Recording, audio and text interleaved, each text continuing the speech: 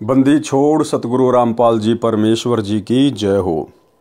परम पिता परमात्मा सारी सृष्टि के रचनहार, कुल मालिक, असंख्य ब्रह्मांडों के स्वामी, जगत गुरु, तीनों लोकों में प्रवेश करके सबका भरण पोषण करने वाले, राजाधिराज, आत्माधार, नाथों के नाथ, देवों के देव महादेव, सर्वेश्वर महेश्वर, मृत्युंजय, अजरो अमर, आदि अनादि सनातनी प्रभु, जगत पिता जगदीश्वर, श्री श्री 1008 की उपाधि के वास्तविक अधिकारी, अकाल मूर्त सौद स्वरूपी राम वासुदेव, सर्वगतम ब्रह्म, परम पूज्य, प्रथम पूज्य, परम संत, परम पुरुष, परम धनी, परम दयालु, सत्य कबीर, हक्का कबीर, अल्लाहु कबीर, अल्लाहु अकबर, बाखबर, अल्लाह ताला, जगत के तारणहार, जगत के मुक्तिदाता, जगत के जगन्नाथ, हारे के सहारे, हिंदुओं के राम, मुसलमानों के अल्लाह, सिखों के वाहिगुरु, ईसाइयों के मसीह, दया के सागर दया निधि, करुणा के सागर करुणा निधि, स्वयंभू परिभू, संकट मोचन, कष्ट हरण, मंगल करण, दुख भंजन, अविगत कबीर, निर्विकार निर्विषम परमात्मा, अलय अलेख सतगुरु, आदि अनादि सतगुरु, असली मर्यादा पुरुषोत्तम, असली राम, असली कृष्ण, असली घनश्याम, असली मुरारी, राजाओं के राजा, महाराजाओं के महाराजा, शहनशाहों के शहनशाह, सम्राटों के सम्राट, भगवानों के भगवान, अल्लाहों के अल्लाह, प्रभुओं के प्रभु, मसीहाओं के मसीह, सच्चे वाहिगुरु, बाबाओं के बाबा, पीरों के पीर, सेठों के सेठ, जगत सेठ, सावड़सा सेठ, सर्वगुण संपन्न, अनंत कोटि कलाओं के स्वामी, अनंत कोटि ब्रह्मांडों के नायक, योगियों में महायोगी, ध्यानियों में महाध्यानी, सिद्धों में परम सिद्ध, ज्ञानियों में तत्वज्ञानी, ब्रह्म ज्ञानी, महाज्ञानी, परम ज्ञानी, सर्वश्रेष्ठ ज्ञानी, विज्ञानी, युवा कबीर, समरथ कबीर, असमवात, अमित ओझा, सच्चे रहनुमा, करीम अल्लाह, सुभान अल्लाह, दुनिया के अंतिम पैगंबर, 8 सितंबर 1951 से गांव धनाना, जिला सोनीपत, हरियाणा, भारतवर्ष की पावन भूमि पे प्रकट रियल कल की भगवान, श्री नारायण साकार हरि, श्री बाबा साहिब, शब्द स्वरूपी राम, संत श्रोमणी सतगुरु रामपाल जी परमेश्वर जी के चरण कमल में साध संगति से जुड़े हुए देश विदेश से आप और हम सभी सत्सेवक भाई बहनों का अनंत कोटि दंडवत प्रणाम। सत्साई भाई और बहनों, दया पूज्य गुरुदेव भगवान की, सारी सृष्टि के स्वामी की, सतगुरु रामपाल जी परमेश्वर जी की, जिनके शुभ आशीर्वाद से, विशेष आशीर्वाद से आप और हम सभी सत्सेवक भाई बहन साध संगति से जुड़कर अपनी आत्मा के कल्याण हेतु गुरुदेव के तत्व ज्ञान को आधार बनाकर मोक्ष प्राप्ति के लिए दृढ़ता के साथ निरंतर आगे की ओर बढ़ रहे हैं। भाई और बहनों, पूज्य गुरुदेव जी के कर कमल से लिखित पवित्र पुस्तक मुक्ति बोध के ऊपर वीडियो बनाने की श्रृंखला जारी है। इसी श्रृंखला में आज हमारा ये 20वें नंबर का वीडियो है। प्रत्येक वीडियो में गुरुदेव भगवान के आशीर्वाद से हमें अध्यात्म से संबंधित बहुत कुछ जानने, सीखने और समझने को मिलता है, जो हमारे विश्वास को दृढ़ करता है।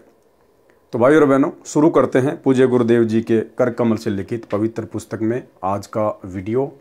आज गुरुदेव ने पारक के अंक की कुछ वाणियों को शामिल किया है। पारक के अंक की वाणी नंबर 61-62। गरीब पीपा धन्ना रैदास थे, सदन कसाई कोनी, अवगत पूर्ण ब्रह्म को कहा करी अनहोनी। गरीब रंका बंका तिर गए, नामा छिपाने है, ऊंचे कुल कुपोषणा, जहाँ भक्ति नहीं परवे। सरलार्थ, परमात्मा की भक्ति किसी भी जाति व धर्म का स्त्री पुरुष कर सकता है। जो ब्राह्मण लोग ये कहते थे कि शूद्र जाति वाले मंदिर में प्रवेश नहीं कर सकते, ग्रंथ को हाथ नहीं लगा सकते, उनके द्वारा फैलाए भ्रम का निवारण करते हुए कहा है कि नागौर शहर राजस्थान का राजा पीपा सिंह ठाकुर था जो भगत बना। यानी अपने आप को ठाकुर समझने वालों ने भी परमेश्वर जी से दीक्षा ली, भगत बने। यानी क्षत्रिय भी भक्ति कर सकते हैं। राजस्थान प्रदेश में भगत धन्ना था जो जाट जाति से था, भगत बना। भगत रविदास चमार जाति से था जो भगत बना। सदना कसाई का कार्य करता था, ज्ञान हुआ, भगत बना। कसाई भी भक्ति कर सकता है अगर ज्ञान समझ में आए, अपने पापों से यदि प्रायश्चित कर ले तो। पाप करना त्याग दिया। भगत रंका तथा उसकी धर्मपत्नी बंका दोनों भगत बने जो अति निर्धन थे। यानी गरीब से गरीब भी परमात्मा की भक्ति कर सकता है, कोई बाउंडेशन, कोई बाधा नहीं है।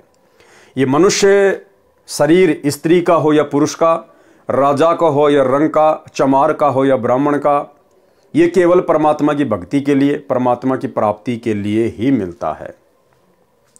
कथा सुमरण के अंग की वाणी नंबर 108 के सरलार्थ में है।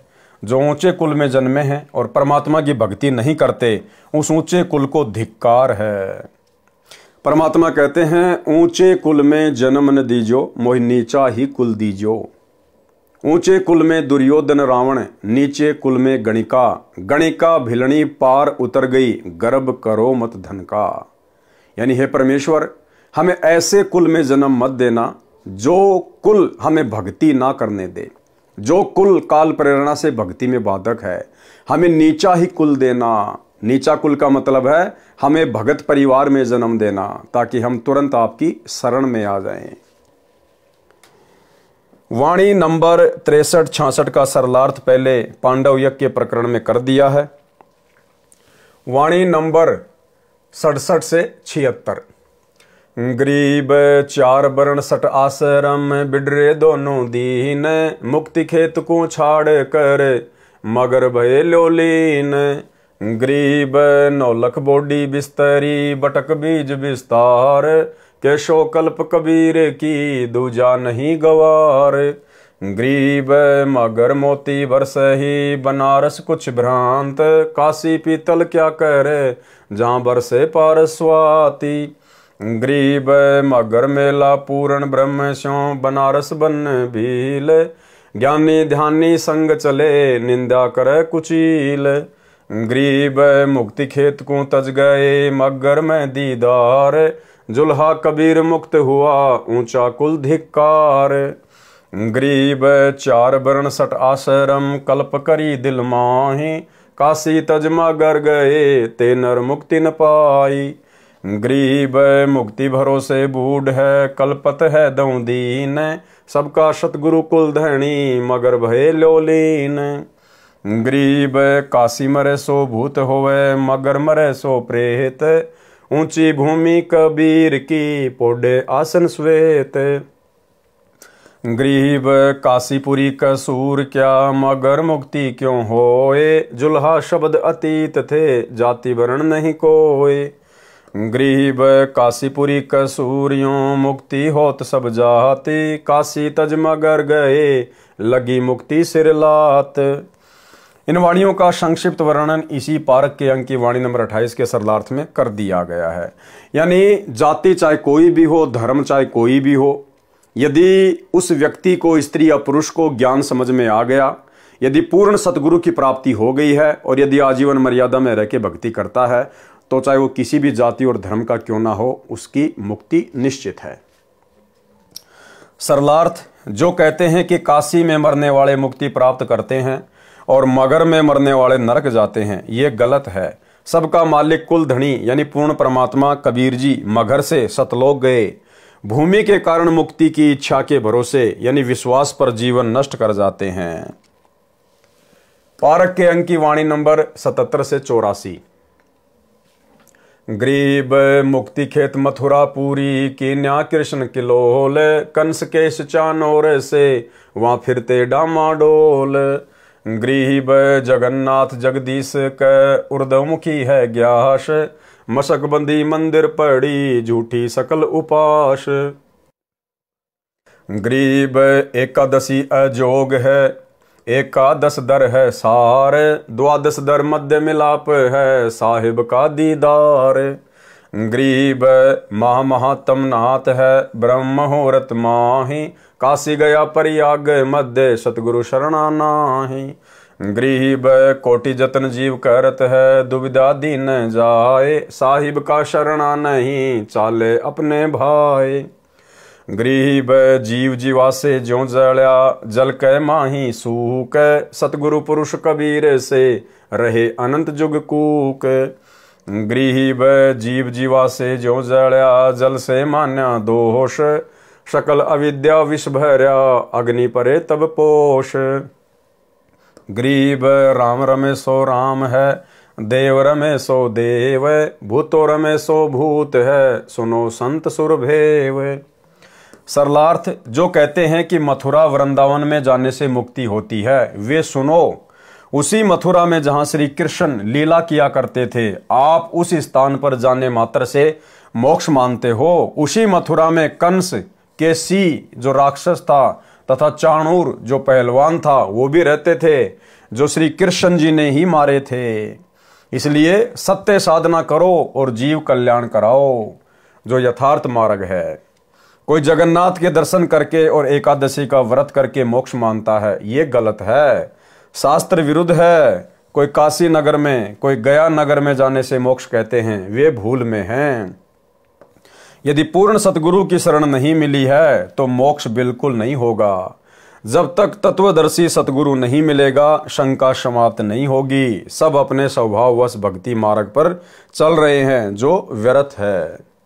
एक जवासे का पौधा है, वह बारिश के दिनों में यानी जल से सूख जाता है। सब पौधे जल से हरे भरे होते हैं, परंतु जवासा का पौधा जल से नष्ट हो जाता है। इसी प्रकार कर्महीन व्यक्ति सत्य ज्ञान सुनकर जल मरते हैं, झगड़ा करते हैं, बिल्कुल नहीं मानते। अन्य पुण्यात्माएं सत्य ज्ञान सुनकर गदगद होते हैं, कल्याण करवा लेते हैं।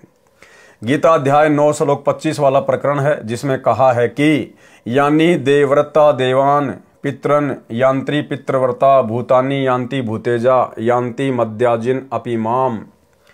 अर्थात देवताओं को पूजने वाले देवताओं को प्राप्त होते हैं, यानी देवताओं के लोक में जाके उनके नौकर बन जाते हैं, उनके गण बन जाते हैं। पितरों को पूजने वाले पितरों को, यानी जो लोग ये श्राद्ध वगैरह निकालते हैं, ये अपने पितरों के लोक में चले जाते हैं, भूत बन जाते हैं। भूतों को पूजने वाले भूतों को प्राप्त होते हैं। मेरा पूजन करने वाले भी मुझे प्राप्त होते हैं। गरीब राम रमेशो राम है, देवत रमेशो देव, भूतो रमेशो भूत है, सुनो संत सुरभेव। अर्थात जो परमात्मा की भक्ति करते हैं वे परमात्मा जैसे गुणों वाला अमर पद प्राप्त करते हैं।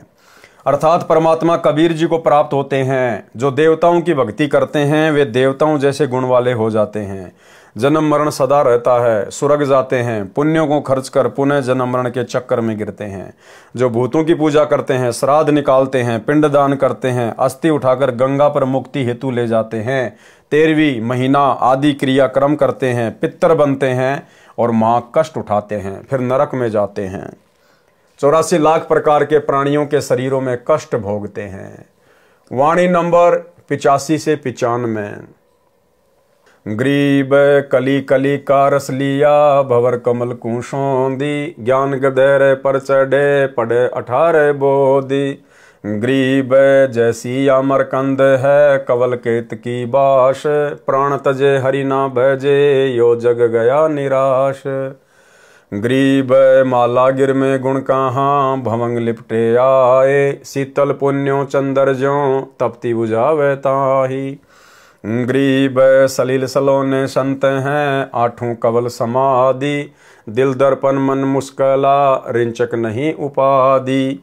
ग्रीब श्वेत वर्ण शुभ रंग है, जहाँ लगाए नैन, दूजे की आशा नहीं, चढ़े रहत हैं गैन। ग्रीब गैन गगन में चढ़ रहे, श्वेत भूमि का भीर, सीप नहीं सायर नहीं, मोती बिन ही नीर। ग्रीब सुरती निशाना नैन में, मन मंजन कर घोटी, नृत्य निरंतर लग रही, करे लाख में चोट। ग्रीब मुकर खुल्या मालिक मिल्या, नैन बैन बिलाश, धरनी चले सेवन भले, चढ़े रहे आकाश। ग्रीब जय कोई रमे सो गगन में, धरनी धरे न पावे, सब ही भूले भर्म में, कहाँ रंक कहाँ रावे। ग्रीब कवल कलीधर चोज है, रिम जिम होए, गगन फुहारे छूटे रहे, तहाँ संत मुख धोए। ग्रीब यों है पंथ कबीर का, सतगुरु को शैल, अनंत कोटि कुल पंथ है, कोई न पावे गैल। सरलार्थ जो विकार करते हैं, तरह तरह के गाने बजाने, शराब आदि का नशा करते हैं, पर स्त्री भोग पुरुष करते हैं, पर पुरुष भोग स्त्री करती है, भक्ति करते नहीं, वे उस तरह विकारों के वश होकर फंसकर मर जाते हैं जैसे भंवरा भिन्न भिन्न फूलों का आनंद लेता रहता है, शाम के समय फूल बंद हो जाता है, भंवरा उसमें फंसकर मर जाता है। संतों की संगत करने से जीव को शांति मिलती है, मोक्ष मिलता है। जैसे चंदन के पेड़ के तने में शीतलता होती है, सर्प को विष के कारण गर्मी लगती है, गर्मी के मौसम में चंदन के वृक्ष के तने के चारों ओर सर्प लिपटे रहते हैं। माला गिरे यानी चंदन में शीतल करने का गुण है, चांद में भी रात्रि में शीतलता का आभास होता है। ऐसे शांत संत हैं जो शरणागत की तपत बुझाते हैं अपने ज्ञान से, अपने आशीर्वाद से। साधक का ध्यान सदा ऊपर परमात्मा के सुख सागर सतलोक में रहता है। वे पृथ्वी पर इधर उधर भ्रमण नहीं करते, तीर्थों धामों पर नहीं जाते। क्या कह रहे हैं परमात्मा कि जिसको ये सतज्ञान मिल जाता है, सतलोक की जानकारी हो जाती है, फिर उन साधकों का, उन भक्तों का ध्यान सदा सतलोक में रहता है कि मुझे तो यहां से निकलना है, सतलोक जाना है। एक चिंता सी बनी रहती है। फिर वे इस पृथ्वी पर भटकते नहीं फिरते, तीर्थों पर, धामों पर, तीर्थ धामों पर नहीं जाते, सत्य साधना करते हैं। लेकिन भाइयों और बहनों, 2014 बरवाला कांड के बाद, गुरुदेव भगवान के जेल जाने के बाद उनका कलयुगी परिवार, उनके दोनों बेटे, गुरुदेव का कलयुगी भाई और जितने भी कोऑर्डिनेटर हैं, ये सब तीर्थ धामों पर धक्के खाते फिरते हैं। श्री राम जन्मभूमि अयोध्या, रामलला प्राण प्रतिष्ठा के समय सतलोक आश्रम मैनेजमेंट हरियाणा ने उन तीर्थ धामों पर भंडारे लगा दिए।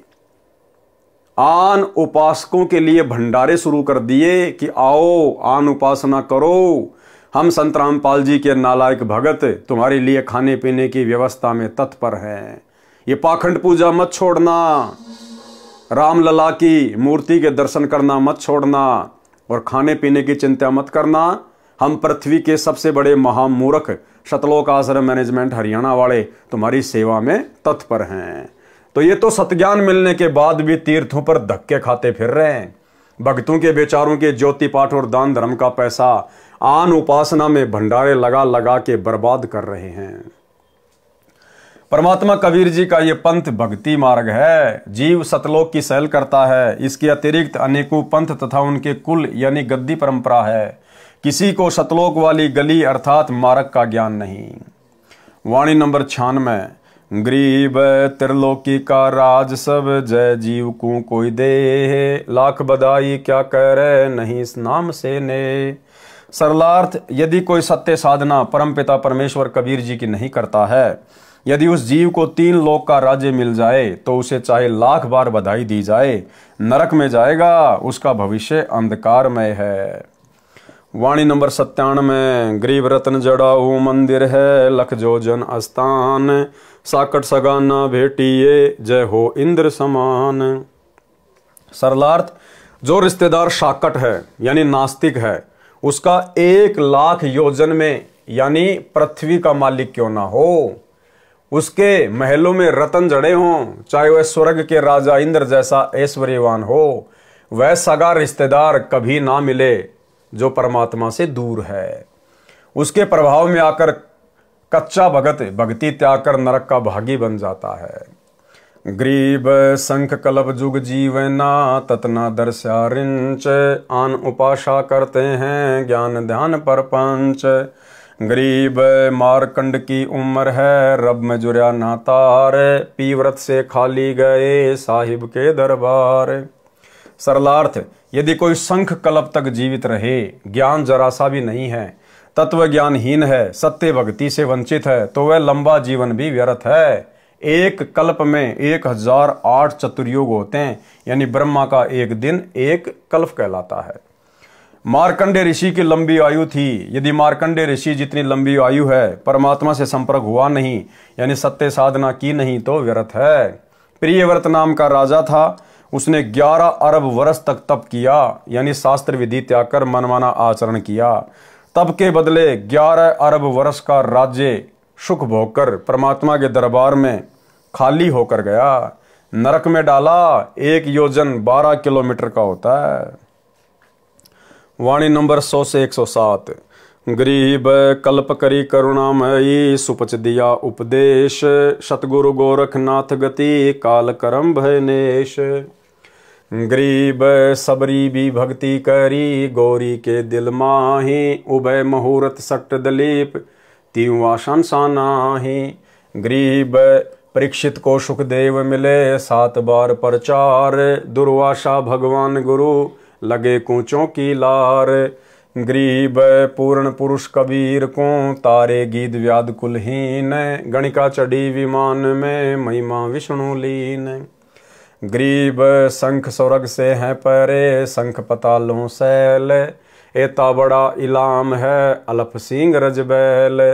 गरीब 52 बढ़िया सो देख ले, गजगरा उबरंत, सूक्ष्म रूप कबीर धरे द्रौपदी चीर बडंत। गरीब कबीर पुरुष झिलमिला, उदरे गज अरुग्राह, गगन मंडल से उतरे कीन्या आनि सहाय। गरीब रंकार मुख ऊंचरे, टूटी गज की धीर, सर्वलोक सब ठोर है अवगत अलग कबीर। सरलार्थ, परमात्मा कबीर जी द्वापर युग में करुणामय नाम से प्रकट थे। तब सुपथ सुदर्शन वाल्मीकि को उपदेश देकर पार किया, गोरखनाथ को भी समझाया। जिन जिन साधकों ने जिस स्तर की साधना तन मन से की तो उनको उस स्तर का लाभ मिला। जैसे भिलनी, गौरी यानी पार्वती तथा सट दिलीप जो दशरथ राजा का पिता था, रामचंद्र का दादा था, उसको पता चला कि मेरी केवल 2 मुहूर्त आयु शेष है। उसने 2 मुहूर्त सच्ची लगन से सच्ची तड़प से साधना की तो स्वर्ग गया। इस प्रकार सबरी, भिलनी, पार्वती तथा सटदलीप ने जैसी भक्ति की वैसा फल मिला, तीनों को कोई शंका नहीं। राजा परीक्षित को 7 दिन सुखदेव ऋषि ने भागवत सुधा सागर सुनाई थी। स्वर्ग तक गए। दुर्वासा ऋषि भगवान श्री कृष्ण के गुरु थे। वे स्वर्ग में तो चले गए, वहां उर्वशी की दूधी यानी स्तन को भंवरा बनकर अश्लील हरकत करके काट लिया। यानी यहां तो कितना बड़ा ब्रह्मचारी साधु महात्मा बन के चला गया, श्री कृष्ण जी का गुरु कहला के चला गया, और ऊपर स्वर्ग में जाके क्या बकवाद की, वही विषय वासना। अपना धर्म नष्ट कर दिया, चोरी और सीना जोरी। उस नर्तका को भंवरे के काटने का दर्द हुआ, हाथ से भुंड को दूर फेंका तो स्वर्ग की धरती पर पटाख से गिरा, तो अपनी बेइज्जती मानकर उर्वशी यानी स्वर्ग की अप्सरा को श्राप दे दिया कि तू पृथ्वी पर गधी बनेगी। यानी यहां से ऊपर चला गया स्वर्ग में, और स्वर्ग में गुरुदेव कहते हैं वहां तो बकवाद है, वैश्यावर्ती है, इससे ज्यादा कुछ नहीं है। जो भक्ति आपने यहाँ की, जैसी भी की, उसका आनंद भोगो, फिर वहां पर अपनी भक्ति बर्बाद करो, अपने पुण्य बर्बाद करो। वो तो 7 स्टार होटल है, जो मांगोगे वही मिलेगा।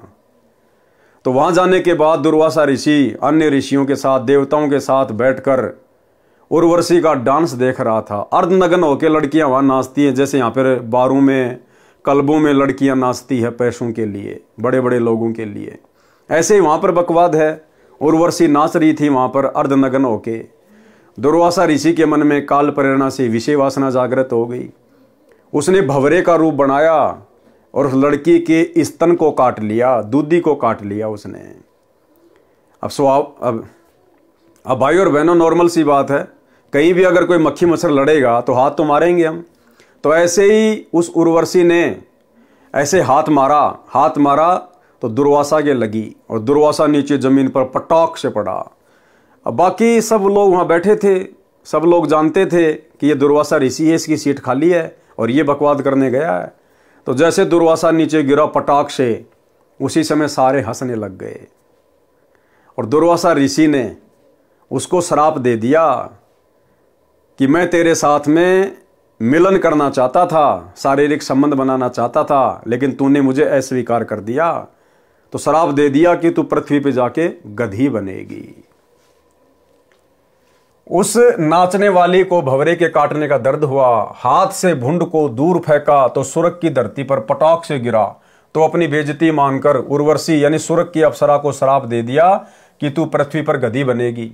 इतना दुष्ट था दुर्वासा, और ऋषि की पदवी प्राप्त था। श्राप देने का उद्देश्य यह था कि तूने मेरे से तो मिलन किया नहीं, अब गधी बनेगी और गधों से मिलन किया करेगी, तब तेरी इज्जत कहां जाएगी, जो तूने मुझे नकार दिया। सभा में अपनी बेइज्जती मानकर ऐसा किया। पृथ्वी पर दुर्वासा ऋषि ब्रह्मचारी बना फिरता था। पृथ्वी पर तो वो दुर्वासा ऋषि ब्रह्मचारी बना फिरता था। स्वर्ग जाकर पकड़ा गया, वहां जाकर उसकी बकवाद सामने आ गई। जो उस उर्वशी को श्राप दिया उसका दंड भी दुर्वासा को मिलेगा। अब देखो क्या कह रहे हैं भाई और बहनों गुरुदेव, कि पृथ्वी पर दुर्वासा ऋषि ब्रह्मचारी बना फिरता था और स्वर्ग जाकर पकड़ा गया।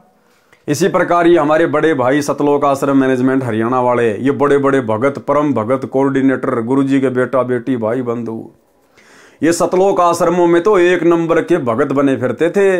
2014 बरवाला कांड से पहले हर किसी को देवता नजर आते थे, लेकिन जैसे ही बरवाला कांड हुआ, गुरुदेव भगवान ने वो परीक्षा का दौर शुरू किया। आज इन सब की सच्चाई सामने आ गई, सबकी हकीकत सामने आ गई। गुरुजी के बेटा बेटी भाई बंधु रिश्तेदार ये कोऑर्डिनेटर, दो धेले का ज्ञान नहीं है, दो धेले का गुरुजी का तत्व ज्ञान एक छींट भी इनके हृदय में नहीं समाई, एक छींट भी। और टोटल पिछले 10 वर्षों से इन्होंने गुरुदेव के जेल जाने के बाद परमात्मा की आत्माओं से गुरुदेव के भक्ति विधान और सत्संगों के खिलाफ कर्म करवाए टोटल। तो आश्रम में तो एक नंबर के भगत दिखाई देते थे, लेकिन गुरुदेव के जेल जाने के बाद, जैसे दुर्वासा की हकीकत सामने आई ऊपर जाने के बाद, ऐसे बरवाला कांड के बाद आज इन सब का पाखंड, अज्ञान, काला चिट्ठा, कुकर्म पूरे भगत समाज के सामने है। पृथ्वी पर दुर्वासा ऋषि ब्रह्मचारी बना फिरता था, स्वर्ग जाकर पकड़ा गया। जो उस उर्वशी को श्राप दिया उसका दंड भी दुर्वासा को मिलेगा। पूर्ण परमात्मा कबीर जी ने गिद्ध तथा व्याध को उनकी भक्ति अनुसार लाभ दिया। अब भाई और बहनों, ये कथा दास ने कभी पढ़ी नहीं है, हो सकता है गुरुदेव भगवान ने कभी सत्संगों में जिक्र किया हो, लेकिन अभी तक दास के सामने आई नहीं है, इसलिए अपन कुछ कह नहीं सकते इसके बारे में। कभी गुरुदेव भगवान जब आएंगे अपने मिशन को पूरा करके हिसार जेल से, उसके बाद गुरुदेव भगवान के मुख कमल से ही क्या है ये कथा गिद्ध और व्याग की, ये उनके मुख से सुनने को मिलेगी। पूर्ण परमात्मा कबीर जी ने गिद्ध तथा व्याग को उसकी भक्ति अनुसार लाभ दिया। गणिका यानी वैश्या का उद्धार किया। बलि राजा की यज्ञ में बावना बने, फिर विशाल रूप किया। गज तथा मगरमच्छ युद्ध कर रहे थे तो उनकी भी गति भक्ति अनुसार की। द्रौपदी का चीर भी परमात्मा कबीर जी ने बढ़ाया। द्रौपदी श्री कृष्ण जी की भगत थी, इसलिए बढ़ाई श्री कृष्ण को मिली। परमात्मा कबीर जी सर्वलोकों में सब स्थानों में विद्यमान है। वाणी नंबर 108 से 111। गरीब 87 छिक गए, साग पत्र किया भेंट, सब साहनपति साह है कबीर जगत सेठ। गरीब देही माही विदेह है, साहिब नर स्वरूप, अनंत लोक में रम रहा शक्ति कै रंग न रूप। गरीब लघु दीर्घ देवा पुरुष, नर जैसा उन्मान, सतगुरु सोई जानिए मुक्ति करत है प्राण। गरीब शतभक्ति परम पुरुष की, जय कर जान कोय, सतनाम तारी लगे दिल दर्पण को धोए। सरलार्थ, जिस समय ऋषि दुर्वासा राजा दुर्योधन की बात मानकर पांडव जो 12 वर्ष का वनवास काट रहे थे उनको श्राप देने के लिए 88,000 साथी ऋषियों को लेकर वन में गए, तब परमात्मा कबीर जी श्री कृष्ण अर्थात श्री विष्णु रूप बनाकर पांडवों के डेरे में गए थे। जब दुर्योधन के कहने पर दुर्वासा ऋषि 88,000 साधु संतों को लेकर जंगल में चला गया पांडवों के पास में, क्योंकि उस समय पांडव अज्ञातवास भोग रहे थे, उनका लास्ट का वो वर्ष था। और दुर्योधन चाहता था कि मैं दुर्वासा को भेज दूं जंगल में उनके पास में, और पांडव 88,000 साधु संतों को भोजन करवा नहीं पाएंगे, और दुर्वासा एक नंबर का ये क्रोधी आदमी है, ये उनको श्राप दे देगा। तो ये सोचकर दुर्वासा को भेज दिया दुर्योधन ने। अब भाई और बहनों, उधर से द्रौपदी की पुकार पर कबीर परमेश्वर सतगुरु रामपाल जी भगवान श्री विष्णु का अर्थात श्री कृष्ण जी का रूप बना के आए, क्योंकि द्रौपदी श्री कृष्ण जी की भगत थी। श्री कृष्ण को पांडवों ने गुरु धारण कर रखा था। तो यही कबीर परमात्मा सतगुरु रामपाल जी भगवान उसी गुरु के रूप में, उसी उसके इष्ट के रूप में उसके पास में पहुंच जाता है, अपनी आत्मा के पास में, उसके संकट को देखकर, उसके कष्टों को देखकर। तो सतगुरु रामपाल जी भगवान पहुंच गए वहां पर द्रौपदी की पुकार पर। तब परमात्मा कबीर जी श्री विष्णु रूप बनाकर पांडवों के डेरे में गए थे। साग पत्र, बथुए के साग का पत्ता भोजन के पात्र में शेष बचा था, उसको पानी में डालकर घोलकर वह पानी पिया। 88,000 ऋषि दुर्वासा ऋषि समेत इतने छके कि पेट में आफरा आ गया, पेट फूल गया। जैसे गधे लेट लगाते हैं, ऐसे सब ऋषिगण व दुर्वासा ऋषि भोजन हजम करने के लिए लेट लगा रहे थे। जब दुर्वासा ऋषि वहां पहुंचा 88,000 ऋषियों के साथ में, तो युधिष्ठिर को बड़ी चिंता होगी कि ये तो दुर्योधन का सिखाया हुआ आया है और ये तो श्राप देगा। अगर भोजन नहीं करवाया तो युधिष्ठिर ने द्रौपदी से कहा कि द्रौपदी, धर्म संकट में है, हमारी इज्जत आपके हाथ में है। तो द्रौपदी ने कहा कि फिलहाल तो मैं भी कुछ नहीं कर सकती, मेरे पास तो ये पात्र है सूर्य देव का दिया हुआ, और जब तक मैं खाना नहीं खा लेती तब तक चाहे पूरी पृथ्वी भोजन कर ले, इसमें भोजन समाप्त नहीं होता। लेकिन मैं भी भोजन कर चुकी हूं, अब तो ये कल ही काम करेगा। तो युधिष्ठिर ने कहा कि जैसा भी है अब इज्जत तेरे हाथ में है, तो श्री कृष्ण जी को याद कर। तो उसी समय द्रौपदी ने श्री कृष्ण जी को याद किया। यानी जब आत्मा पे संकट आता है तो भले ये जुबान से किसी को भी पुकारे, लेकिन वो पुकार परमात्मा के पास जाती है, कबीर देव सतगुरु रामपाल जी भगवान के पास में। अब श्री कृष्ण जी ने कहां आना था बेचारे ने, यही कबीर परमात्मा सतगुरु रामपाल जी भगवान श्री कृष्ण जी का रूप धारण करके और वहां पहुंच गए। और वहां पहुंचने के बाद मालिक ने कहा कि भाई क्यों याद किया, तेरा पत्र मेरे पास में गया। पत्र यानी तेरी पुकार। हम जब पाठ प्रकाश की वाणियां पढ़ते हैं तो उसमें सारा जिक्र है ये कि भाई तेरी पाती, तेरा पत्र मेरे पास में आया है, यानी तेरी पुकार, तेरी प्रार्थना मेरे पास में आई है, क्या संकट आ गया। तो उन्होंने सारी बात बता दी। तो गुरुदेव भगवान ने श्री कृष्ण रूप में कहा कि भाई पहले मुझे कुछ भोजन कराओ, पहले मुझे भोजन कराओ, तब मैं इन ऋषियों की भूख को शांत करूंगा, इनका पेट भरूंगा। तो द्रौपदी ने कहा कि भगवान भोजन का ही तो रोड़ा है, अगर भोजन होता तो आपसे प्रार्थना करने की जरूरत ही कहां पड़ती। लेकिन परमात्मा ने कहा कि भैया जो नियम है वो नियम है। ढूंढ द्रौपदी ढूंढ कोई भोजन का किरका, प्रथम करूं अंजल फिर मेटू मुनिजन की तृष्णा। कि पहले मुझे भोग लगाओ, उसके बाद में फिर मैं इन ऋषियों का देखूंगा आगे। तो ये नियम है भाई और बहनों, चाहे 3 लोक के भगवान हो चाहे सतलोक के भगवान हो। परमात्मा कहते हैं देते को हरि देत है जहां तहां से आण, और अण देवा मांगत फिरियो फिर साहिब सुने ना कान। तो द्रौपदी ने कहा कि भगवान कुछ भी नहीं है, एक साग का जो है पत्ता लगा हुआ है। तो श्री कृष्ण रूप में सतगुरु रामपाल जी भगवान ने कहा कि इसमें थोड़ा सा पानी डाल के घोल घाल के और मुझे दे। तो परमात्मा ने वो साग पिया, वो पानी पानी घोल के परमात्मा ने वो पिया, भोग लगाया।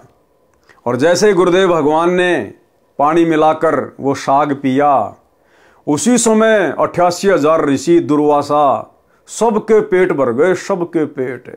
और जो जो उन्होंने डिमांड की थी, डिमांड भी ऐसी करी थी कि पांडव पूरा ना कर पाए। आज का जमीन में बोया हुआ धान, उसकी चपाती बनाओ, मानसरोवर का जड़ लेके आओ, आज ही के आम हो, यानी आज ही पेड़ लगे, आज ही उसके आम लगे, वो आम खाएं हम। ऐसी ऐसी डिमांड की उसने, ना होने वाली। तो जैसे ही परमात्मा ने भोग लगाया उधर, और गुरुदेव ने कहा कि जा भाई भीम, ऋषि जी को ले आ, सबको भोजन तैयार है। जैसे भीम गया, सारी बात बताई, तो दुर्वासा तो वहां पर गधे की तरह लौट रहे सारे ऋषि महात्मा, पेट उनका भरा हुआ पूरी तरह से। और दुर्वासा ने कहा कि भाई भीम, भोजन का नाम मत ले, उल्टी आने को हो रही है, जो पहले खा लिया वो ही नहीं पचाया जा रहा। और दुर्वासा ने कहा कि आज तुम्हारे घर पे कौन आया है। तो भीम ने कहा कि श्री कृष्ण जी आए।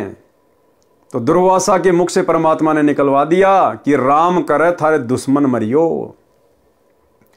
अब पांडवों के दुश्मन कौन? दुर्योधन। उल्टा दुर्योधन को श्राप दिलवा दिया परमात्मा ने उसी दुर्वासा ऋषि से, जो आया था पांडवों को श्राप देने के लिए। तो भाई और बहनों, हमने जो शिक्षा लेनी है वो ये है कि पहली बात तो देखो, ये भक्ति का नियम है, विधान है। हमने निस्वार्थ भाव से, बिना किसी लाग लपेट के, बिना किसी डिमांड के, गीता अध्याय 3 श्लोक 13 के अनुसार हमने पूर्ण परमात्मा को भोग लगाने के बाद ही भोजन करना होता है। तो आज हमें समझ में आ गया कि वो पूर्ण परमात्मा, सारी सृष्टि का रचनहार, भगवानों का भगवान कौन है? कबीर देव सतगुरु रामपाल जी भगवान। तो हमने इनको भोग की आरती के साथ, क्योंकि हमारे को विधि भी बता रखी है गुरुदेव ने भोग की आरती, और हम सत्सेवक भाई बहन प्रतिदिन जितनी बार भी हमारे घर में भोजन बनता है, नाश्ता बनता है, हम सर्वप्रथम गुरुदेव भगवान को चौकी लगाकर, क्योंकि घर घर आसन लग चुके हैं, परमात्मा के बेड लग चुके हैं, गुरु को हमने इष्ट मान लिया है, तो सर्वप्रथम अपने गुरुदेव भगवान को भोग की आरती के साथ भोग लगाते हैं। उसके बाद में हम उसको प्रसाद के रूप में ग्रहण करते हैं। तो कहने का मतलब है, ये तो है गीता जी के अनुसार विधान। अब आने वाले समय में क्या होगा, युग परिवर्तन के समय में जब आपत्तियां आएंगी, परेशानियां आएंगी, उस समय यदि अकाल पड़ेगा या अन्य किसी भी प्रकार से कोई दुर्भिक्ष पड़ेगा, अन्न धन की कमी पड़ेगी, तो भाई और बहनों, आप और हमने चिंता करने की जरूरत नहीं है। आप और हम वर्तमान में शास्त्र अनुकूल साधना जो कर रहे हैं, गुरु को इष्ट मानकर, ये परमेश्वर आप और हमारे लिए कुछ भी कर देगा, ये समर्थ है। हमने अन्न के लिए परेशान नहीं होना, किसी आगे हाथ नहीं फैलाने उस समय भोजन के लिए। भले 2 दिन परमात्मा भूखा रखे, 3 दिन भूखा रखे, वो हमारी परीक्षा होगी। अन्यथा जो परमात्मा साग के पत्ते का भोग लगाकर 88,000 ऋषियों की भूख शांत कर सकता है बिना भोजन खिलाए, तो आप और हमारे लिए क्या नहीं कर सकता परमात्मा। अरे द्रौपदी ने तो खाली एक बार साग का पत्ता घोल के दिया था, यहां तो गुरुदेव भगवान को तीनों समय हलवेराम का भोग लग रहा है, भंडारे का भोग लग रहा है। सभी भाई बहन श्रद्धा से और अपनी हैसियत से बाहर अपने गुरुदेव भगवान को भोग लगा रहे हैं। तो ये परमात्मा आने वाले समय में यदि इस प्रकार का संकट पृथ्वी पर आएगा अन्न का, तो ये परमात्मा आप और हम आत्माओं के लिए क्या नहीं कर देगा। ये परमात्मा हमें भूख ही नहीं लगने देगा। ये तो समर्थ है भाई और बहनों। ये शरीर इस परमेश्वर ने बनाया, सतगुरु रामपाल जी भगवान ने बनाया। पिंड प्राण जिन दीने दाना, गरीबदास जाकू कुर्बाना। तो इस परमात्मा को पता है ना किस प्रकार से इस शरीर को जो है वो हैंडल करना, इसको चलाना है। तो हमने इन सब चीजों के लिए चिंता होनी नहीं चाहिए। चाहे दुनिया में अकाल पड़ो, चाहे भूखमरी आओ, चाहे महामारी आओ, हमारा रक्षक हमारा गुरुदेव भगवान है। हमने चिंता केवल भक्ति और मर्यादा की करनी है। 88,000 ऋषि, दुर्वासा ऋषि समेत इतने छके कि पेट में आफरा आ गया। जैसे गधे लेट लगाते हैं, ऐसे सब ऋषिजन व दुर्वासा ऋषि भोजन हजम करने के लिए लेट लगा रहे थे। भोजन का स्वाद बता रहा था कि खीर, हलवा, मांडे, पतली रोटी, फल, मेवे सब छिक छिक कर खाए हैं। कबीर परमेश्वर जगत सेठ है। कौन कबीर परमेश्वर? सतगुरु रामपाल जी भगवान। यानी संसार में सबसे धनी है, सब सा यानी साहूकारों का साहूकार है। परमात्मा की शक्ति सर्वव्यापक है, वह निराकार है। परमात्मा नराकार है, नराकार यानी नर आकार, मनुष्य के जैसा है। परमात्मा की शक्ति कण कण में समाई है। परमात्मा छोटा तथा बड़ा जिस भी रूप में है वह नर जैसे आकार का है। सतगुरु वही है जिसकी बताई साधना से साधक का मोक्ष होता है। सतगुरु कौन है? सतगुरु वही है जिसकी बताई गई साधना से भगत का मोक्ष होता है। यदि कोई मोक्ष चाहता है तो सत्य पुरुष यानी परम दिव्य पुरुष की सत्य भक्ति शास्त्रों में वर्णित करे। यदि जो कोई सत्य साधना का ज्ञान रखता है तो परम पुरुष की भक्ति करो। सत्य नाम के सुमरण में लगन लगाकर सुमरण करके दिल के दर्पण यानी अंतःकरण को साफ करें। वाणी नंबर 112 से 113। गरीब शिव का गण सेवन कर, मुर्ग लील तिस नाम, बहु उत्पात करत है पल पल आठों याम। गरीब सिद्धि शक्ति दिखाए कर, कोटि नगर नष्ट कर देत, क्रंच नाम एक संत की लगी तास कै फेट। सरलार्थ, काल द्वारा भ्रमित साधक शास्त्र विरुद्ध साधना करते हैं जिससे सिद्धियां प्राप्त हो जाती हैं। उनसे चमत्कार दिखाकर जनता में प्रशंसा के पात्र बन जाते हैं। सिद्धियों द्वारा हानि करके पूज्य बन जाते हैं। एक साधक शिवजी की साधना करके शिवजी के लोक में गण की उपाधि प्राप्त था। उसने सिद्धि शक्ति से बहुत उत्पात मचा रखा था। उसका मुर्ग लील नाम था। उसने अनेकों नगर सिद्धि से नष्ट कर दिए थे। एक किरंच नाम के संत ने उसकी सिद्धि विद्या काटकर उसे अचेत कर दिया। सचेत होकर क्षमा याचना की। अब ये भी करने वाला परमात्मा ये भाई और बहनों उस किरंच नाम के साधु के रूप में भी ऐसे लोगों को अपनी औकात याद दिलाने वाले भी यही कबीर परमेश्वर सतगुरु रामपाल जी भगवान है। सहज समाधि कैसे लगती है? पारक के अंक की वाणी नंबर 114 116। ग्रीब जैसे हाड़ी बीज धुने, पंथी से बतलाए, जामे खंड पड़े नहीं, मुख से बात सुनाए। ग्रीब नटवा की सुरती बांस में, ढोल बोल बोगाज, कमंद चढ़े करुणामयी, कबू न बिगड़े काज। ग्रीब जो धमगरती घात को, देवे तुरंत बताए, जाको हीरा दर्श है, जहां वहां टाकी लाए। सरलार्थ, परमात्मा कबीर जी ने अपनी प्रिय आत्मा संत गरीबदास जी को तत्व ज्ञान पूर्ण रूप से बताया था। संत गरीबदास जी ने उसे बताया है। परमात्मा कबीर जी का भगत नाम का जाप करे तथा नाम के सुमरण में ध्यान लगाकर सतलोक के सुख को याद करके रह रहकर उसकी प्राप्ति के बाद के आनंद की कल्पना करे। सतलोक के ऊपर ध्यान रहे, सुमरण करे, तब नाम पर ध्यान रहे, इसे सहज समाधि कहते हैं। उदाहरण बताए हैं, किसान हल चलाता हुआ बीज बो रहा होता है। कई किसानों के खेत एक गांव से दूसरे गांव को जाने वाले रास्ते पर होते हैं। किसान बीज भी बो रहा होता है, रास्ते पर चलते पंथी यानी पैदल यात्री से बातें भी कर रहा होता है। बीज के दाने उसी प्रकार जमीन में बो रहा होता है, उसके बीज बोने के ध्यान में कमी नहीं आती। बिना बात करे जिस औसत से दाने छोड़ रहा होता है, यात्री से बातें करते समय भी वह उसी औसत से बीज के दाने छोड़ता रहता है, उसमें अंतर नहीं आता। इसे सहज समाधि कहा जाता है। अन्य उदाहरण नट यानी बाजीगर का बताया है। कबीर परमात्मा की वाणी है कि कबीर जैसे नटनी चढ़े बांस पर, नटवा ढोल बजावे जी, इधर उधर से निगाह बचाकर ध्यान बांस में लावे जी।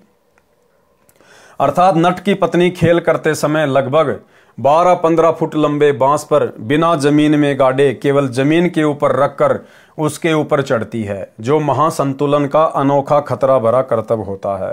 पृथ्वी में गाड़कर भी बांस पर चढ़ना कठिन है, वह तो बिना पृथ्वी में गाड़े उसके ऊपर चढ़कर अंतिम सिरे पर पेट रखकर हाथ से भी बांस को छोड़कर पैर भी सीधे कर लेती है। उसका पति ढोल बजाकर उसके ध्यान को डिगाना चाहता है। दर्शक भी ताली पीट पीट कर प्रसन्नता प्रकट करते हैं, परंतु नटनी सब ओर से ध्यान हटाकर अपनी सुरती बांस पर रखती है। क्या समझाना चाहते हैं गुरुदेव भगवान हमारे को कि जिस प्रकार वो नटनी अपना कर्तव्य दिखा रही होती है बांस के ऊपर संतुलन बनाकर, अब नीचे उसका जो पति होता है नट, वो ढोल बजाता रहता है जोर जोर से, लेकिन नटनी का ध्यान ढोलक की ओर नहीं जाता। भले उसके कान में आवाज आ रही है, लेकिन उसका ध्यान तो अपने संतुलन पर है। इसी प्रकार जब हम इस भक्ति पर लगेंगे, सत भक्ति पर, तो ये काल उस नट की तरह आप और हमारा ध्यान भटकाएगा, तरह तरह के शोर शराबे करेगा। पड़ोस में किसी की शादी है, डीजे बज रहा है, अचानक से कोई गाड़ी आ गई, उसमें तेज आवाज में गाने चल रहे हैं, अन्य छोटी मोटी कोई परेशानी। तो इस प्रकार ये काल हमारे सामने हमारे उस भक्ति संतुलन को बिगाड़ने का प्रयास करेगा। दूसरी तरफ जो दर्शक होते हैं वो उसके कर्तव्य को देखकर तालियां बजाते हैं, उसकी प्रशंसा कर रहे हैं, लेकिन वो नटनी प्रशंसा पर ध्यान नहीं देती, वो अपने संतुलन पर ध्यान रखती है। इसी प्रकार हम भगत भाई बहन जैसे भी हैं, यदि हमें कोई डराने का प्रयास करता है, हमें कोई धमकाने का प्रयास करता है, या हमारी कोई प्रशंसा कर रहा है कि भाई बहुत अच्छा भगत है, सुबह 4 बजे उठ के आरती कर लेता है, मंत्र कर लेता है, भाई 1 नंबर का भगत है, बहुत ज्ञान है इसको, तो हमने किसी की प्रशंसा से अपने भक्ति वाले संतुलन को खोना नहीं है, मान बढ़ाई में नहीं आना है। और यदि हमें कोई लोकलाज में डालकर डराना चाहे, धमकाना चाहे, भक्ति से हमारा ध्यान भटकाना चाहे, तो भी हमने हमारे ध्यान को नहीं भटकाना है। हम सुमरण कर रहे हैं, आरती कर रहे हैं, कहीं को शोर शराबा हो रहा है, तो हमने उस तरफ ध्यान नहीं देना, हमने अपने सुमरण पर ही ध्यान रखना है। इसको कहते हैं सहज समाधि। दर्शक भी ताली पीट पीट कर प्रसन्नता प्रकट करते हैं, परंतु नटनी सब ओर से ध्यान हटाकर अपनी सुरती बांस पर रखती है। इसलिए अपना कर्तव्य यानी चमत्कारी अनोखा कार्य करने में सफलता प्राप्त करती है। कहीं कहीं नट यही कर्तव्य दिखाता है, अन्य ढोल जोर जोर से बजाता है, वह भी अपने ध्यान को बांस में एकाग्र करके सफल हो जाता है। इसी प्रकार भगत को नाम के सुमरण में ध्यान एकाग्र करके जाप करना चाहिए। भले ही कोई गाना गा रहा है या गाने की किसी यंत्र में चलाकर ऊंची आवाज से सुन रहा है, भगत का ध्यान उस ओर ना जाए, यह सहज समाधि है। अन्य उदाहरण दिया है धमगर्ती, पत्थर में हीरे को बताने वाला ध्यान से उस पहाड़ के पास खड़ा हो जाता है जिसमें हीरा है। हीरा पत्थर को चीरकर किस दिशा की ओर चल पड़ता है। धमगिरती ध्यान से उसकी गति यानी मूवमेंट को जानता है। साथ में खड़े व्यक्ति अपनी बातें कर रहे होते हैं परंतु धमगिरती का ध्यान हीरे की चाल पर होता है। धमगिरती बता देता है कि इतनी देर में हीरा इतने फुट तय करेगा, उसी अनुसार पहाड़ को काटा जाता है। उसकी गहराई भी धमगिरती बता देता है। हीरा चलता चलता उस पहाड़ के कटे हुए स्थान यानी खाई में गिर जाता है। हीरे का व्यापारी उसे प्राप्त कर लेता है। भगत को परमात्मा के नाम रूपी हीरे पर निरंतर ध्यान रखकर परमात्मा रूपी लाल को प्राप्त करना चाहिए। यानी गुरुदेव भगवान का कहने का आशय है कि हम भक्तों ने भले हमारी कोई इज्जत करे, चाहे हमारी कोई बेइज्जती करे या हमें भक्ति में कोई डिस्टर्ब करे, हमने उस तरफ ध्यान नहीं देना है। हमने जैसा भी है अपनी भक्ति, सुमरन, सत्संग, आरती, इन्हीं चीजों पर अपना ध्यान लगा के रखना है। सतगुरु की भूमिका, पारक के अंक की वाणी नंबर 117 से 122। गरीब कदली बीच कपूर है, ताही लखे ना कोए, पत्थर घुंगची बरण है, तहां वहां लीजे जोए। गरीब गजमोती मस्तक रहे, घूमे फील हमेश, खान पान चारा नहीं, सुन सतगुरु उपदेश। गरीब जिनकी अजप्पा ध्वनि लगी, तिनका यो ही हवाल, सो राप्ती पुरुष कबीर के, मस्तक जाके लाल। गरीब सीप समुंदर में रहे, बूढ़े सवाती समोए, वहाँ गजमोती जद भवे, तब चुंबक चिड़िया होए। गरीब चुंबक चिड़िया चंच भरी, डारे नीर बिरोल, जद गजमोती निपजे, रतन भरे चहडोल। गरीब चुंबक तो सतगुरु कहा, स्वाति शिष्य का रूप, बिन सतगुरु निपजे नहीं, राव रंक और भूप। सरलार्थ, इन वाणियों में सतगुरु की भूमिका प्रमाण सहित समझाई है। कहा है कि केले के पेड़ के कोइये, केले का पूरा पेड़ पत्तों से निर्मित है। सबसे ऊपर वाला पत्ता गोलाकार में कीप की तरह ऊपर से चौड़ा गोलाकार, नीचे कम परिधि का होता है, बीच में थोता यानी खाली होता है। उस गोल पत्ते के खाली भाग को कोइया कहते हैं।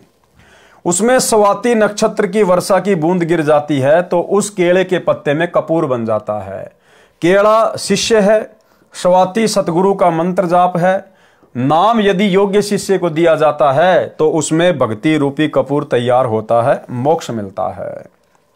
अन्य उदाहरण हाथी का दिया है। कहा है कि हाथी के मस्तिष्क में एक स्थान परमात्मा ने बनाया है। स्वाति नक्षत्र की बारिश की बूंद चुंबक नाम की चिड़िया पृथ्वी पर गिरने से पहले अपने मुख में ग्रहण कर लेती है। वह कभी कभी हाथी के मस्तक पर बैठी होती है। उसका स्वभाव है कि बारिश की बूंद को मुख में डालूं, फिर उसका कुछ अंश मुख से नीचे गिर जाता है, वह उस हाथी के मस्तक में बने सुराग में गिर जाता है। ये सुराग हर किसी हाथी के मस्तिष्क में नहीं होता है। परमात्मा ने बताया किसी किसी हाथी के मस्तिष्क में वो छिद्र होता है। ठीक इसी प्रकार भाइयों और बहनों, हर भगत मोक्ष प्राप्ति का अधिकारी नहीं होता है कि सतगुरु ने सबको नाम दे दिया तो सबका मोक्ष हो जाएगा, सभी अधिकारी हैं।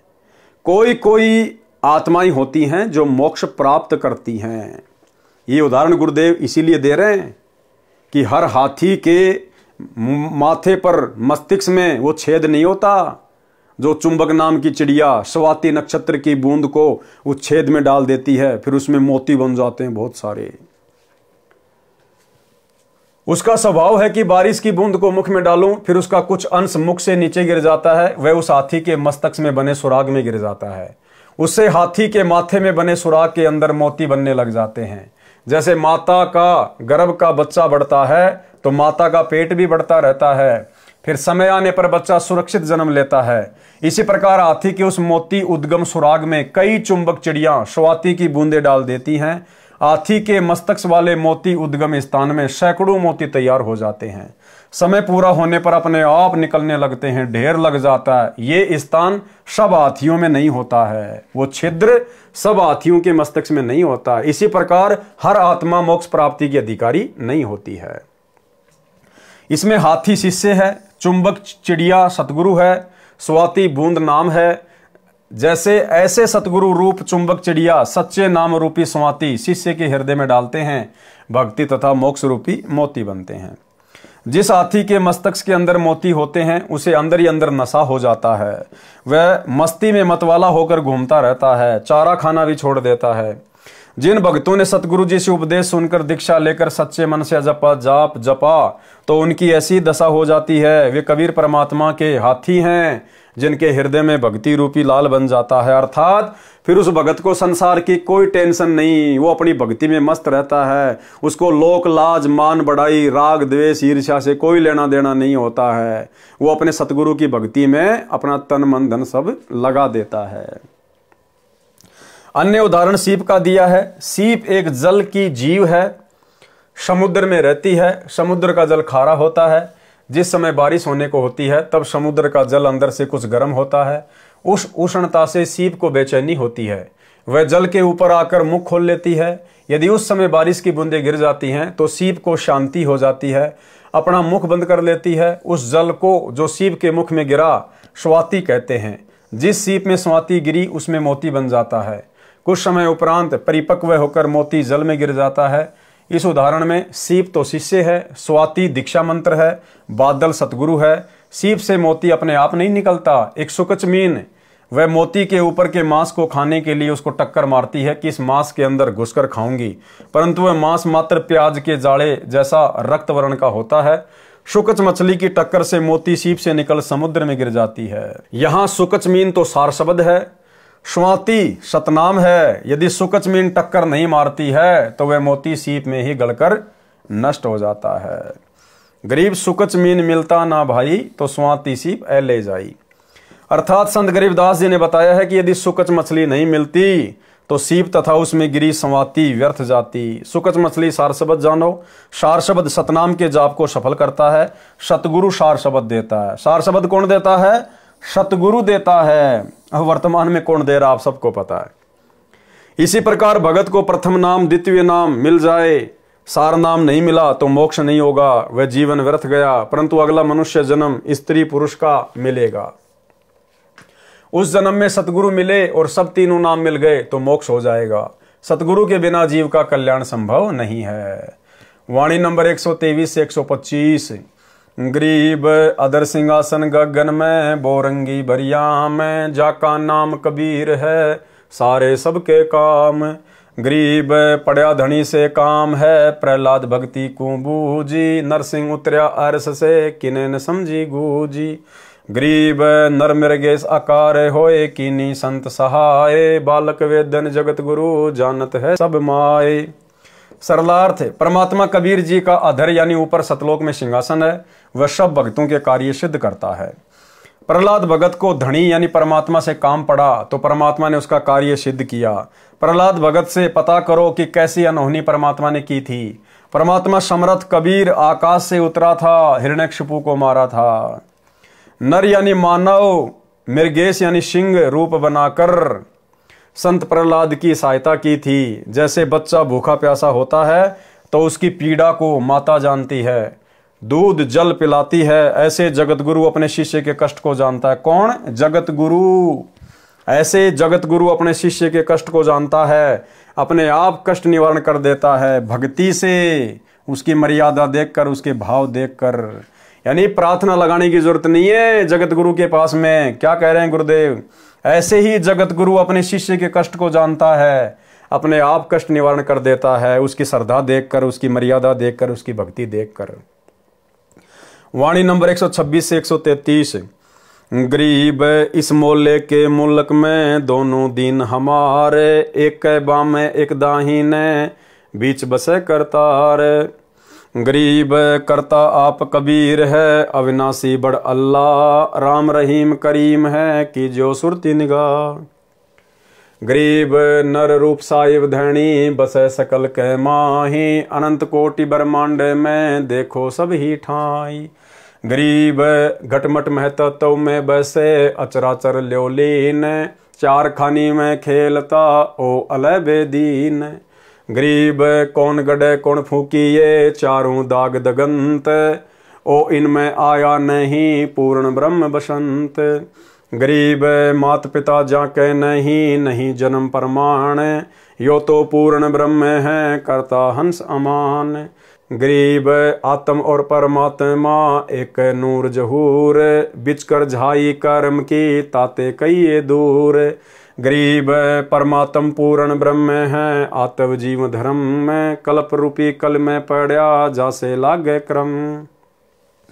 सरलार्थ, परमात्मा के सब जीव हैं, दोनों धर्म हिंदू तथा मुसलमान हमारे हैं।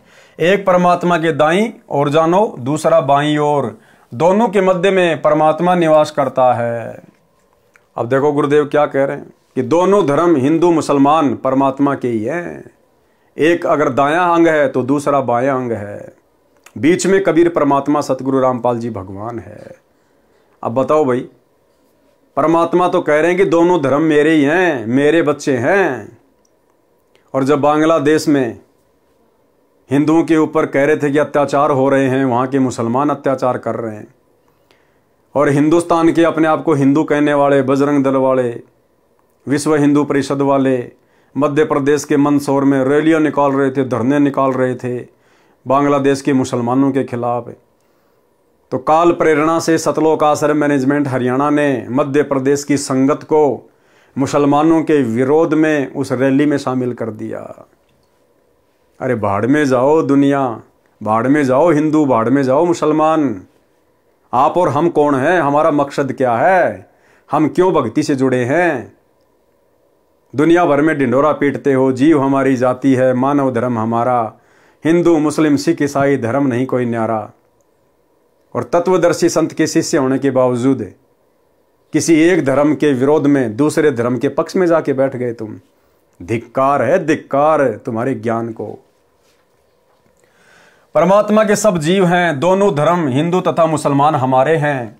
एक परमात्मा के दाईं ओर जानो, दूसरा बाईं ओर, दोनों के मध्य में परमात्मा निवास करता है। कबीर जी स्वयं ही सृष्टि के रचयिता हैं। अविनाशी बड़ा अल्लाह परमात्मा है। राम कहो, रहीम कहो, करीम दयालु है, कीजियो सुरती निगाह, ध्यान से देखो यानी विचार करो। परमात्मा मानव रूप में है, सबका मालिक सर्वव्यापक है। कोई तो मुर्दे को पृथ्वी में गाड़ देता है, कब्र बनाता है, कोई अग्नि में जला देता है। ये सब मुझे यानी कबीर परमेश्वर जी को अच्छा नहीं लगता। पूर्ण मुक्ति प्राप्त करो, वह तो परमात्मा चारों दागों में नहीं आता। एक जमीन में गाड़ते हैं, एक धर्म अग्नि में जला देता है, एक जल प्रवाह कर देता है, एक जंगल में पक्षियों के खाने के लिए डाल देता है। ये चार दाग कहे जाते हैं, परंतु परमात्मा कबीर जी किसी दाग में नहीं आते। वे साक्षात अजर अमर हैं, कबीर जी हैं। परमात्मा के कोई माता पिता नहीं है, उनके जन्म का कहीं पर प्रमाण नहीं है। कबीर परमात्मा पूर्ण ब्रह्म भक्तों को शांति प्रदान करता है। आत्मा तथा परमात्मा की एक जैसी छवि है, बीच में पाप कर्मों की झाई यानी मैल है, इसलिए परमात्मा जीव से दूर कहा जाता है। परमात्मा तो पूर्ण ब्रह्म बताया है, आत्मा जीव धर्म से जन्मती मरती है, इसलिए जीव धर्म में है। वाणी नंबर 134 से 141।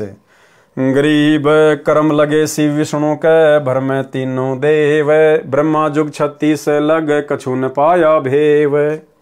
गरीब शिव को ऐसा बर दिया, अपने ही परियाए, भागी फिरती हूँ लोक में, भस्मा गिरी लिए ताय। गरीब विष्णु रूप धरी छल किया, मारे भस्मा भूत, रूप मोहिनी धर लिया, बेगी सिंगारे दूत। गरीब शिव को बिंदु जराइया, कंदर्प किया नाश, फेरी बोरी प्रकाशिया, ऐसी मन की बांश।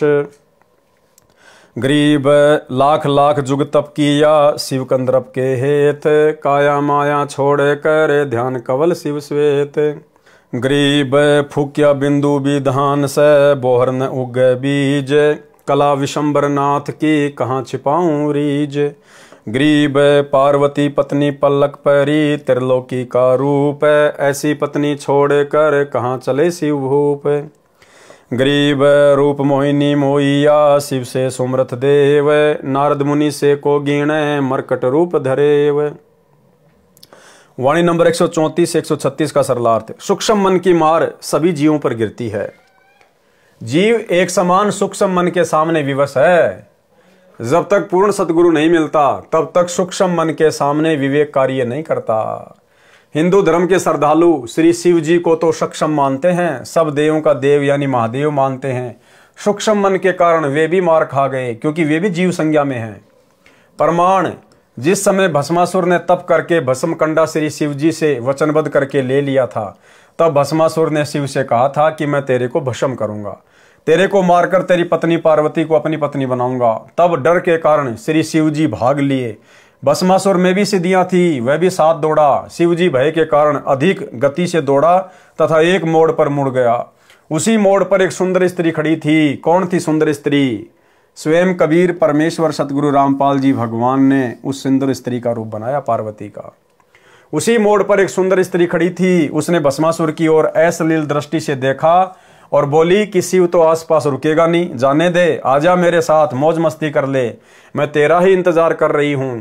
तुम पूर्ण मर्द हो, शक्तिशाली हो।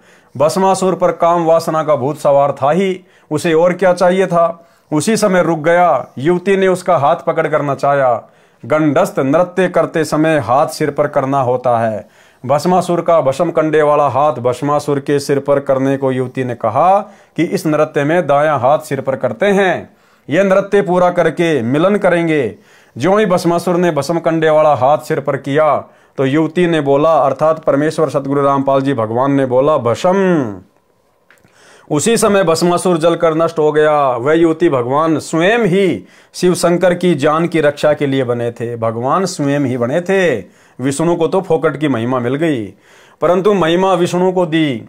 विष्णु रूप में प्रकट होकर परमात्मा उस भस्म कंडे को लेकर श्री शिव के सामने खड़े हो गए तथा शिव से कहा कि हे शिव, इतने तेज क्यों दौड़ रहे हो? शिव ने सब बात बताई कि आप भी दौड़ जाओ, भस्मासुर मुझे मारने को मेरे पीछे लगा है।